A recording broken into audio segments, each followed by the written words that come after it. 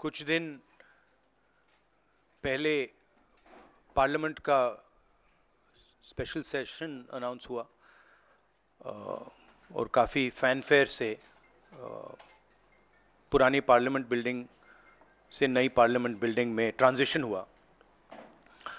वो अच्छी बात है और मेन फोकस स्पेशल सेशन का, पहले तो मालूम नहीं था ये स्पेशल सेशन क्यों हो रहा है, स्पेक्यूलेशन काफ़ी हुआ और फिर पता लगा कि इसका मेन फोकस महिला आरक्षण है। उसके बाद महिला आरक्षण तो बड़ी अच्छी चीज है, उसके बाद ये दो क्लॉजेज, इसमें दो फुटनोट्स हमें मिले। एक की महिला आरक्षण करने से पहले, महिला आरक्षण देने से पहले हमें सेंसस करना पड़ेगा और दूसरा डिलिमिटेशन करना पड़ेगा, और इन दोनों चीजों को करने के लिए बहुत साल लगेंगे। सच्चाई यह है कि महिला आरक्षण को आज किया जा सकता है। 33% आज जो सीट्स हैं लोकसभा में, विधानसभा में, वो महिलाओं को दी जा सकती हैं। कोई कॉम्प्लिकेटेड मामला नहीं है, मगर सरकार वो नहीं करना चाहती है। सरकार ने ये देश के सामने रख दिया है, मगर रियलिटी ये है कि ये इंप्लीमेंट आज से 10 साल बाद होगा। ये भी नहीं मालूम कि होगा या नहीं होगा। तो एक प्रकार से ये डिस्ट्रैक्शन टैक्टिक है, डाइवर्जन टैक्टिक है। डाइवर्जन किस चीज से हो रहा है? डाइवर्जन ओबीसी सेंसस से हो रहा है। मैंने पार्लियामेंट में सिर्फ एक इंस्टीट्यूशन के बारे में बात की, वो जो हिंदुस्तान की सरकार का सेंटर है, कोर है, जो हिंदुस्तान की सरकार को चलाता है, कैबिनेट सेक्रेटरी एंड सेक्रेटरीज। और उसमें मैंने एक छोटा सा सवाल पूछा। प्रधानमंत्री कहते हैं कि वो ओबीसी के लिए बहुत काम कर रहे हैं। अगर प्रधानमंत्री इतना काम कर रहे हैं तो 90 लोगों में से सिर्फ 3 लोग ओबीसी कम्युनिटी से क्यों हैं? पहला सवाल। दूसरा सवाल, मैंने यही एनालिसिस बजट को देख के की कि भैया पूरा हिंदुस्तान का बजट क्या है और ये जो ओबीसी ऑफिसर्स हैं ये इस बजट में से कितना कंट्रोल कर रहे हैं और क्या कंट्रोल कर रहे हैं। आदिवासी क्या कंट्रोल कर रहे हैं, दलित क्या कंट्रोल कर रहे हैं। ओबीसी हिंदुस्तान के 5% बजट को कंट्रोल कर रहा है, ओबीसी ऑफिसर्स। तो मुझे बात समझ नहीं आ रही है। प्रधानमंत्री हर रोज ओबीसी की बात करते हैं, ओबीसी प्राइड की बात करते हैं, मगर ओबीसी के लिए किया क्या? अब जब मैंने ये बात बोली, उनका रिस्पॉन्स बड़ा इंटरेस्टिंग है। वो कहते हैं कि लोकसभा में हमारा रिप्रेजेंटेशन है। लोकसभा में रिप्रेजेंटेशन का क्या लेना देना है? मैं कह रहा हूं कि बजट डिसीजन जो लेते हैं, जो बजट को ऑफिसर्स हैं, जो बजट को कंट्रोल करते हैं, 5% ओबीसी निर्णय ले रहे हैं। और मैंने सिर्फ यह सवाल पूछा, क्या हिंदुस्तान में ओबीसी की आबादी 5% है? यह मैं जानना चाहता हूं। अगर 5% है तो फिर वो ठीक है, उसको मैं एक्सेप्ट करने के लिए तैयार हूं। मगर अगर वो 5% से ज्यादा है तो मुझे यह पता लगाना है, और एक बार मैं मन बना लेता हूं, मैं छोड़ता नहीं हूं, मुझे यह पता लगाना है ये ओबीसी हिंदुस्तान में कितने हैं, और जितने हैं उतनी भागीदारी इनको मिलनी चाहिए। अब आप किसी लोकसभा में किसी भी एमपी से पूछ लीजिए, लोकसभा को टेंपल ऑफ डेमोक्रेसी कहा जाता है। आप किसी भी बीजेपी के एमपी से पूछ लीजिए कि वो कोई डिसीजन लेता है, कोई कानून बनाता है, कोई कानून बनाने में भाग लेता है, किसी से भी पूछ लीजिए। बिल्कुल नहीं। ना कांग्रेस का एमपी इस लोकसभा में, ना बीजेपी का एमपी, ना कोई और इंडिया का एमपी कोई डिसीजन लेता है। मतलब एमपीज को जैसे मंदिर में मूर्ति होती है वैसे मूर्तियां बना रखी हैं और ओबीसी की वहां पे मूर्तियां भर रखी हैं, मगर पावर बिल्कुल नहीं है, देश को चलाने में कोई भागीदारी नहीं है। यह सवाल मैंने उठाया है कि क्या, और हर ओबीसी युवा को यह समझना है कि क्या आपको इस देश को चलाने में भागीदारी मिलनी चाहिए, हां या ना? अगर मिलनी चाहिए तो क्या आपकी आबादी 5% है, हां या ना? यह सवाल है। और डिस्ट्रैक्शन इस बात से हो रहा है, बीजेपी को ये जो 2 पॉइंट्स हैं, महिला आरक्षण वाले, डिलिमिटेशन और सेंसस, इनको हटा देना चाहिए और एकदम महिलाओं को जो इज्जत मिलनी चाहिए, जो रिस्पेक्ट मिलनी चाहिए, जो भागीदारी होनी चाहिए, उनको एकदम वो कर दें। और कास्ट सेंसस का जो हमने डेटा निकाला था उसको पब्लिक कर दें, तो सारे हिंदुस्तान के ओबीसी युवाओं को पता लग जाए वो हैं कितने, और नया सेंसस कास्ट बेसिस पे करें। Thank you. और प्रधानमंत्री को अपने अगले भाषण में यह कहना है, यह समझाना है देश को कि हिंदुस्तान के सबसे जरूरी 90 अफसर जो हैं उनमें से सिर्फ 3 ओबीसी क्यों हैं? यह मेन सवाल है। और मैंने दलितों और आदिवासियों की बात ही नहीं की अभी। अंग्रेजी में कह देता हूं। The BJP came up with the idea of a special session. We appreciated that idea. With a lot of fanfare and pomp, we moved from the old building to the new building. The Prime Minister, in a very dramatic gesture, carried the Constitution of India from the old building to the new building. And he said that he is passing a very important law. And we agree with him. Women's reservation is a central step in the empowerment of the women of India, and it is a critical step. But when we read the fine print, we found something very interesting. 2 little subtexts were there. Number 1, this will be done after delimitation. Number 2, this will be done after census. What it means is this bill will be implemented a decade from now. It is not going to be implemented today, and every woman in India should understand this. It is not going to be implemented today, it's going to be implemented, if it is implemented, 10 years from now. So this is a diversionary tactic. It's a way of making everyone's attention move away. The question is, what are they moving away from? And the answer is the caste census. And I'd like to explain why. In my research for my speech, I looked at how many officers in the government of India, the senior most officers are secretaries, how many secretaries in the government of India come from the OBC community, how many come from the Dalit community, how many come from the tribal community. And I was shocked to find that 5% of the secretaries of the government of India, 3 officers in the government of India secretary level are OBC first. And then I asked another question, what budget do they control? And they control 5% of the budget. OBCs, Dalits, tribals, all put together control 6% of the budget. Tribals control 0.1 something of the budget. So this is a shocking finding. And I said this in Parliament. My point being that are the OBCs 5% of India? Is that the amount of participation we want of the OBC community? So the central question is, how many OBCs are there in India? How many different communities are there in India? If we want to distribute power to the people of India, we have to know this number. Otherwise, we are working without data.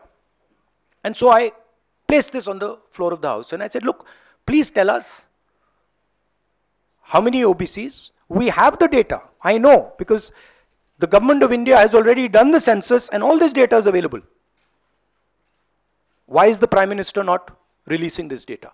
And second, what is this delay in this census? The caste census should be done now, and the last caste census data should be released at once. Now, what was the BJP's answer? Very interesting answer. That it doesn't matter how many OBCs are in the government of India. What matters is that we have MPs and MLAs who are OBC. No, that's not the point. Because you can ask any MP or any MLA how much they participate in lawmaking, how much they participate in how the money in India is spent, they will tell you there's no participation. So it is almost as if they keep placing these OBC MPs into the Vidhan Sabha from one side and taking away the real power of the OBCs from the other side. And as the Prime Minister keeps saying, he's an OBC leader, I want him to explain why only 3 OBCs are there in the government of India, and why the OBC community, which is the backbone of this country, is responsible for only 5% of the budget. They have not been able to answer this question. In fact, when I said it, I saw in their face the panic. Because this is the truth. This is what they're trying to distract India from. The fact that the large mass of Indian people do not have any power.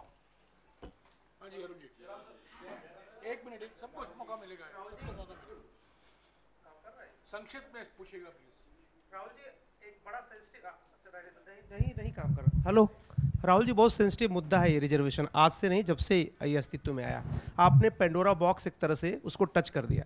आप कल ये बात कह चुके अपनी speech में कि भाई ये दो, सरकार तो नहीं दे रही, सरकार ने तो पास करा दिया बिल। अब सवाल उठता है आपका, क्या आप आगे चल के सरकार में भी, जैसे सेक्रेटरीज हैं, सरकार में भी और महिला आरक्षण में भी ओबीसीज के लिए अलग से व्यवस्था करने वाले? देखिए, सिंपल बात, स्टेप बाय स्टेप करना है। आपको चोट लगती है तो एक्सरे होती है, पता लगाना पड़ता है कि स्ट्रक्चर में कमजोरी कहां है, हड्डी कहां टूटी। मैं सिर्फ एक बात कह रहा हूं, पहला कदम एक्सरे है कि हमें पहले कास्ट सेंसस के माध्यम से हिंदुस्तान का एक्सरे करना है कि भैया हैं कितने लोग, ओबीसी कितने हैं, अलग अलग कम्युनिटीज कितनी हैं, ट्राइबल्स कितने, ये पहले टेबल पे तो रखो। डिसीजन लेने से पहले अगर हम अपने सामने डेटा ही नहीं रखेंगे तो डिसीजन कैसे लेंगे? वो तो आपने बात की बात की, मगर पहले हमारे सामने डेटा रखो। डेटा रखोगे, मैं आपका जवाब दे दूंगा। आज तो डेटा ही नहीं है। दूसरी बात, मैंने अपने भाषण में कहा कि आजादी की जो मूवमेंट थी वो एक शुरुआत थी। Distribution of power, transfer of power to the people of India, Hindustan के लोगों को पावर ट्रांसफर करने का पहला बड़ा कदम था। उसके बाद हमने और कदम लिए हैं। कास्ट सेंसस से जो डेटा निकलेगा वो हिंदुस्तान की जनता को और पावर ट्रांसफर करने का तरीका है। मैं कह रहा हूं कि हिंदुस्तान के जो ओबीसीज हैं, दलित्स हैं, ट्राइबल्स हैं, बाकी लोग हैं, महिलाएं हैं, उनको हमने ट्रांसफर ऑफ पावर करना है। उनके लिए हमें पावर ट्रांसफर करना है, उनके हाथों में पावर डालनी है। फाउंडेशन वो है, और कास्ट सेंसस की जरूरत है, क्योंकि उसको समझे बिना हम ये कर ही नहीं सकते। हाँ, एक मिनट प्लीज, अरे रमन जी रुक जाओ प्लीज। हाँ, वन सेकंड। हाँ, देखो, हमारे समय जितने भी थे सही रिप्रेजेंटेशन होना चाहिए। हमारे समय कम था, वो भी खराब है। इनके समय कम था, कम है, ये भी खराब है। हम चेंज चाहते हैं, ठीक है। मेरा कहना है कि जब मैंने ये आंकड़ा देखा मैं हिल गया। मैं बिलीव नहीं कर सकता था कि 90 सेक्रेटरीज में से 3 ओबीसी के हैं। मैं शॉक हो गया, मैं हैरान हो गया, ये क्या हो रहा है। और इसको बदलना है। हिंदुस्तान के जो आम जनता है, गरीब जनता है, उनको पावर देनी है। Rahul ji, you just said that you want that the power should be transferred to women and OBCs and other backwards. You know, this is a form of transferring power. The Prime Minister has said that this bill will lead to an era of women-led development. Do you feel that in the present form, this bill will be able to achieve this goal? Considering that it is not being implemented now. The problem is the implementation. So what they have said is, we are placing a bill on the floor of the House, but we will implement it 10 years from now. What does that mean? That's like the Prime Minister saying, you know, we are going to place a bill on OBC caste census in the floor of the House, and we are going to do it in 30 years. What does it mean? Means nothing. So we agree with the bill. Remove these 2 clauses and make it happen today. And don't insult the intelligence of India's women. Because India's women understand what you're doing.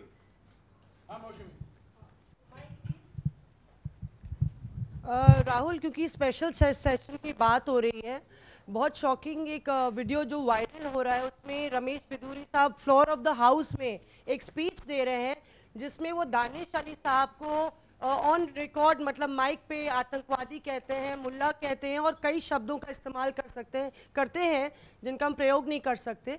तो इस तरह का व्यवहार जब संसद के भीतर हो रहा है, किस तरह से आप इसको देखते हैं? देखिए, वो और पार्लियामेंट का इशू है, उसमें मैं ये स्पीकर की जिम्मेदारी है और ये पार्लियामेंट्री प्रोसेस चलता है, इस पे मैं यहाँ पे कमेंट नहीं कर सकता हूँ। बट मैं कंप्लीट नहीं हुआ, कंप्लीट नहीं हुआ। राहुल जी, आप बहुत महत्वपूर्ण सवाल उठा रहे हैं, एक तो देरी का, दूसरा ओबीसी के कोटे की मांग कर रहे हैं। सवाल यह है कि 2010 में जब यूपीए के समय में बिल आया था, तब अगर यही कोटा जो आज कांग्रेस मांग कर रही है अगर दे दिया होता तो ये कानून शायद 10 साल पहले बन जाता। तो ये जो आपसे सवाल पूछा जा रहा है कि आज आप कोटे की बात कर रहे हैं ओबीसी की, क्योंकि आप विपक्ष में हैं, जब सत्ता पक्ष में आप बिल लेकर आए थे उस समय ओबीसी कोटा क्यों नहीं था, और क्या इसका आपको रिग्रेट है, अफसोस है कि उस समय ओबीसी कोटा नहीं दिया कांग्रेस ने? 100% रिग्रेट है, 100% रिग्रेट है। वो उस टाइम कर देना था और इसको हम करके ही छोड़ेंगे। Rahul ji, Mr. Gandhi, what has changed since 2010 to now that you have shifted your stance on OBC support? We have not shifted our stance. You're maybe not well informed. We are the party that did the caste census. We carried out an entire census getting caste data. We didn't release it at the time. There was a discussion, internal discussion. We should have released it at the time, and it should be released now. There is no change in our view on this. Yes, I see.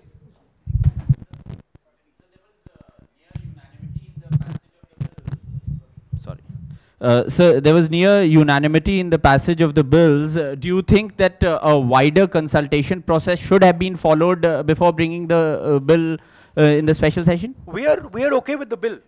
We have supported the bill. Right? Please understand the technicality. We are in full support of the bill. We don't agree with the 2 little footnotes that have been put in the bill that basically mean that the bill is going to be implemented 10 years from today. We support the bill. Everybody, there's nobody in the house who didn't support the bill.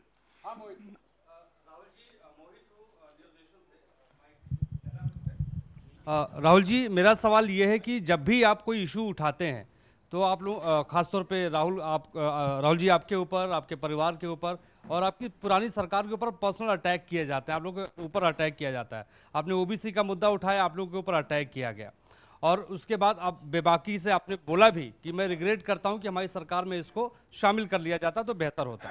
आखिर सरकार की क्या मंशा है? 6 महीने के बाद लोकसभा चुनाव है, 5 राज्यों में विधानसभा चुनाव है, सरकार की क्या मंशा है कि ऐसे वक्त में बिल लाया गया, पास करा लिया गया, डिलिमिटेशन और परसिमन की कोई बात नहीं हुई?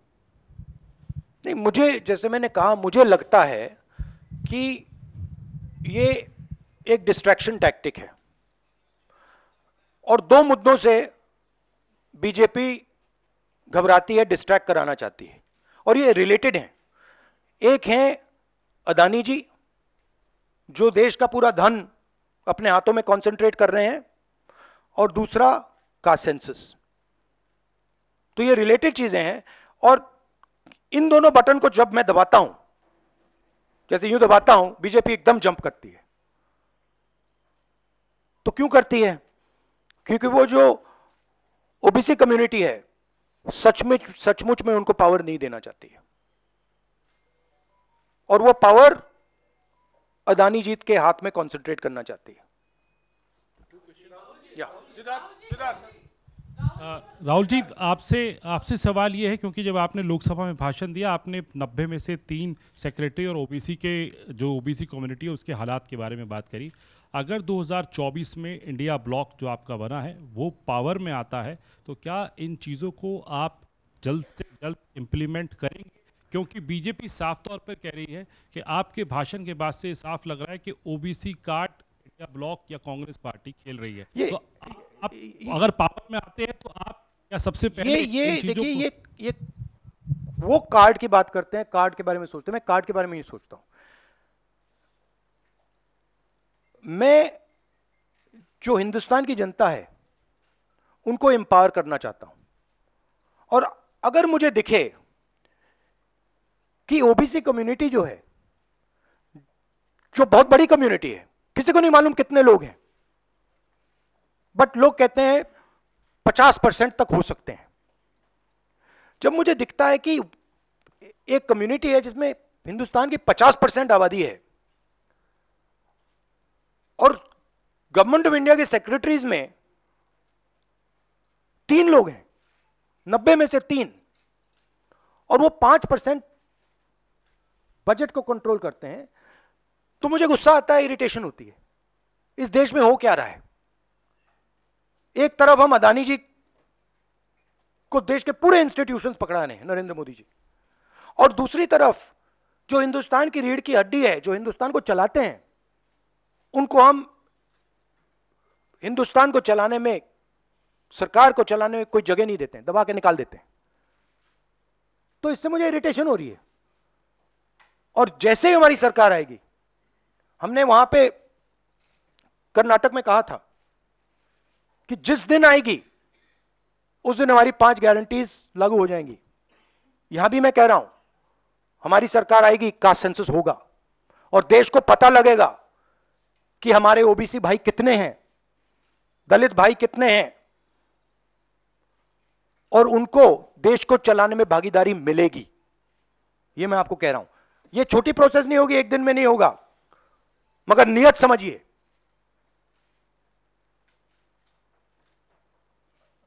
आप, नरेंद्र मोदी जी कहते हैं, अमित शाह जी ने कहा कि हमने ओबीसी को विधानसभा में, लोकसभा में डाला है। आप मुझे बता दीजिए कानून बनाने में, बजट में उनकी क्या भागीदारी है। पहले 50-60 साल पहले डिबेट्स होती थी, एमपीज का रोल होता था, एमपी कानून बनाते थे। हमारी पार्टी में भी एमपीज को हम रोल देते हैं, उनसे बातचीत करते हैं, नारेगा में इन्वॉल्व करते हैं। आप किसी भी बीजेपी के एमपी से पूछ लीजिए, विधानसभा में किसी भी स्टेट में पूछ लीजिए, सरकार चलाने में उनकी क्या भागीदारी है।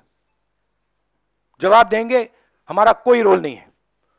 ये जो मैंने मूर्ति की एनालॉजी आपको दी है, ये बीजेपी के एमपी ने मुझे लोकसभा, पुरानी बिल्डिंग में लोकसभा के बाहर बुलाया कि हमें यहां पे बैठा रखा है, हमारा फायदा उठा रहे हैं, हमारी कोई भागीदारी नहीं है सरकार को चलाने में। Thank you.